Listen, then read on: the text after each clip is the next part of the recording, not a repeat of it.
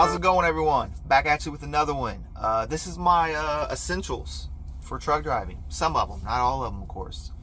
But before I get to it, subscribe, like my videos. That helps me out a lot. But let's get to the essentials.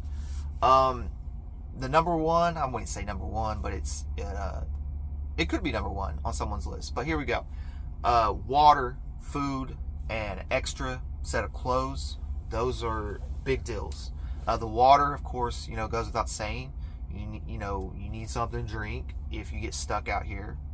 During the winter or whatever, any situation that comes up where you're going to be broke down on the side of the road. It could be, of course, during the summer. Definitely during the winter, because it takes them forever to get to you because of the road conditions and whatnot, and where you're at when the breakdown occurs. Extra set of clothes. This would go for more of a local driver, because us over the road drivers, we already have extra clothes. But as a local, you might not have an extra set of clothes in there. And if you were to go out and if it was winter, if it was raining, or if it was something where you got you just got completely wet, having an extra set of clothes will help tremendously. And of course, food. We're talking like canned food stuff you really don't need to heat up. I mean, you can eat it without it, but of course it's not the best. But as long as you have something to eat, because you never know how long you're going to be broke down. Tools. The next one would be tools. Simple tools, of course.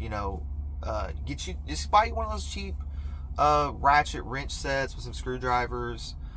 Something you don't have to have Craftsman and or Snap-on or anything like that. You can just have a decent little tool set that doesn't cost you an arm and a leg to do the small things on the side of the road. If you need to change a glad hand out, or some of these lights have screws on them that you need to take out on trailers, stuff like that. Just simple stuff.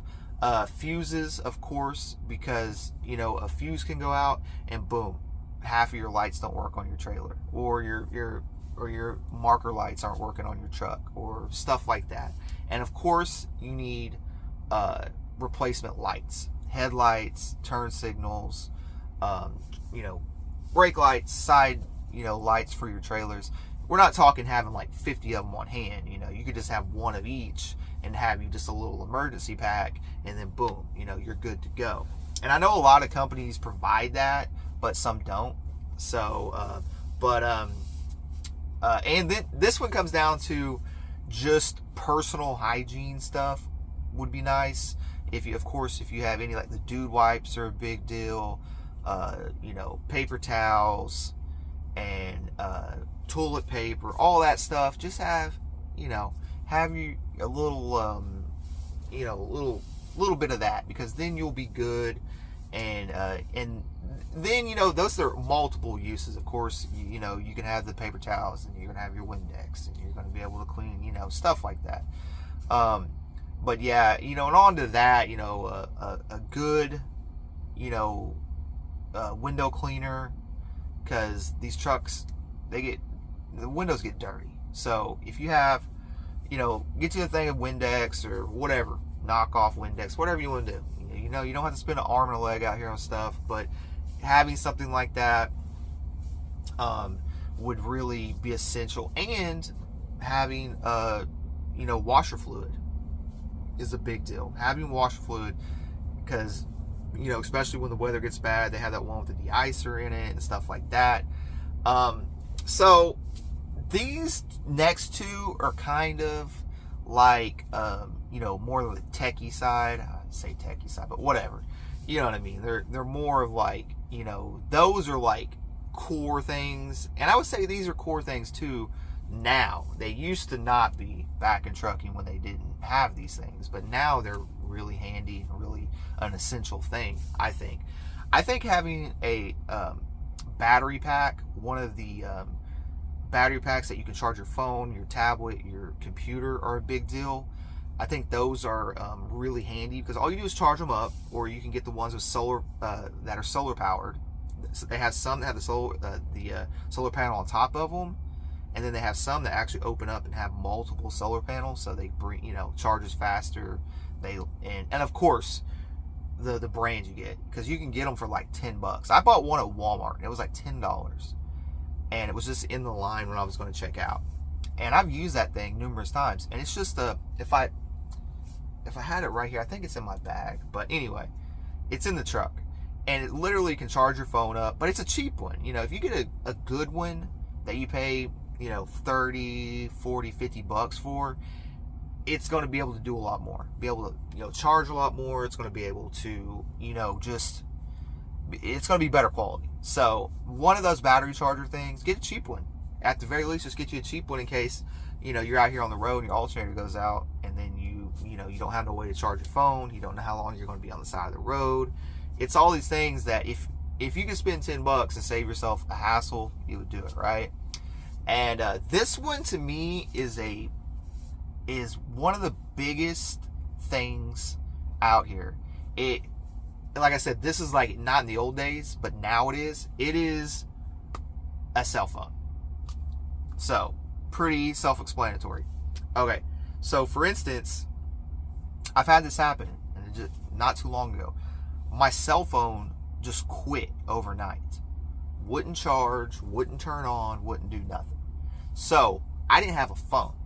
So, not having a phone out here is, it's not the end of the world, don't get me wrong. I mean, you can just drive down to a truck stop or whatever.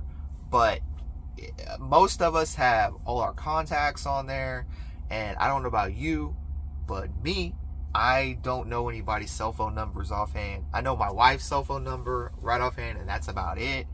Everyone else's, is one of those things. So what I do is I have a few, like my work and, family. I have a few numbers that I have down in a notepad, just in case that situation ever comes up, because last time it happened, I didn't have all that, so I learned from it.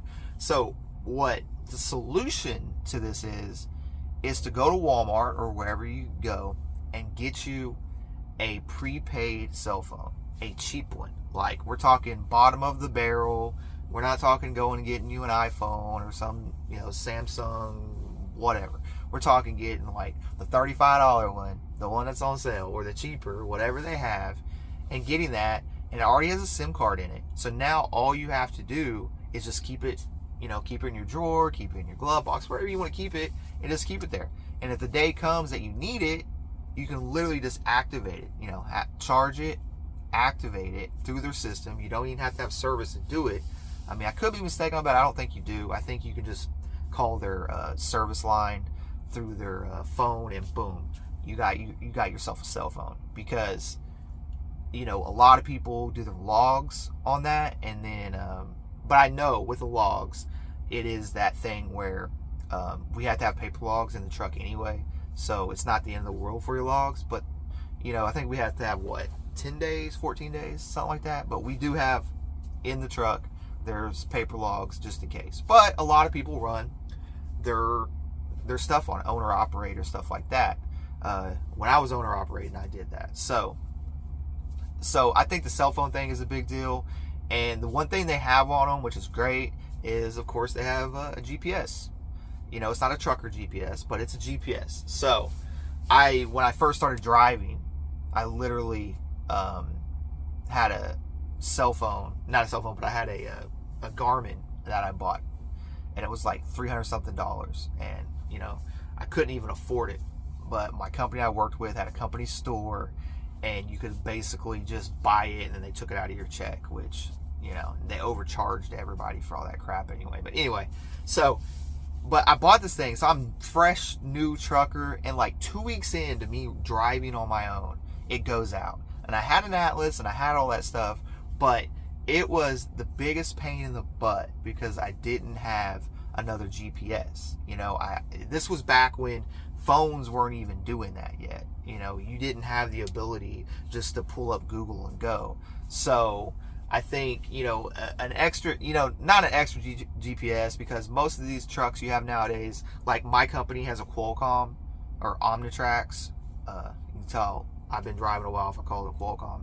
An Omnitracs that has a GPS built into it. But I run two of them. I run Google, and then I run the one in the truck.